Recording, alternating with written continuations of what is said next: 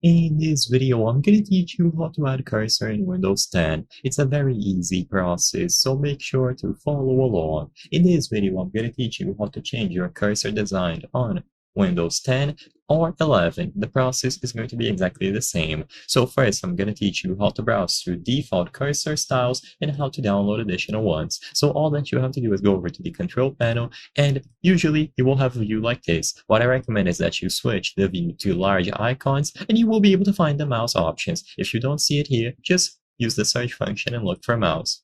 Now click on mouse and you will be able to go over to pointers. This is where you can change the design of your cursor in Windows. So you can browse through the default options. Usually the one that most people like is black. So as you can see, this makes it so my cursor is now black instead of white. You can use any of the other options. They have large icons. They have these old ones. You can make it even bigger. So if you go over to extra large, you can see the difference, and you can use any of these.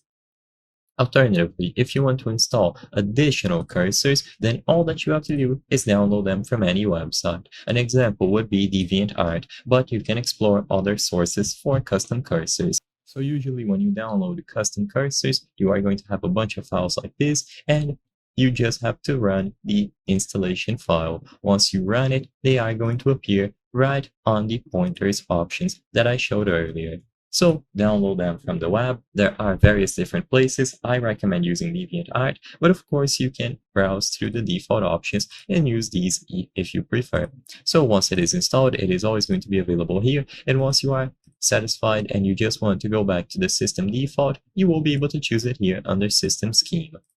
So you can customize your cursor as many times as you wish and add new ones. I hope I was able to help you on how to add cursor in Windows 10. If this video helped you, please be sure to leave a like and subscribe for more very easy tips. Thank you for watching.